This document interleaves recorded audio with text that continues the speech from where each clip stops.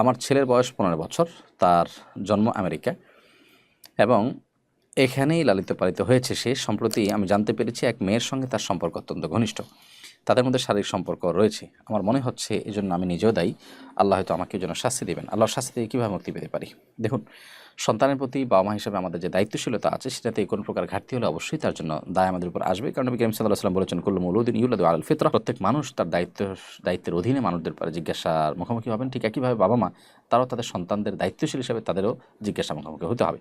তো যেহেতু ইতিমধ্যে আপনার ভুলের কারণে যে ক্ষতি হয়ে গেছে, তার জন্য এখন আপনার দুইভাবে প্রায়শ্চিত্ত করতে হবে। প্রথমত আল্লাহর কাছে আপনার কৃত অবহেলা এবং ত্রুটির জন্য ইস্তেগফার, তওবা, ক্ষমা প্রার্থনা সেটা করে যেতে হবে এবং পরবর্তীর জন্য আপনার সর্বোচ্চ সতর্ক থাকা লাগবে সন্তানদের ব্যাপারে। এবং যে সন্তান নষ্টের পথে, ভুলের পথে চলে গেছে, তাকে কিভাবে সংশোধনের পথে আনা যায়, তাদের বৈবাহিক বৈধ সম্পর্কের মধ্যে আনার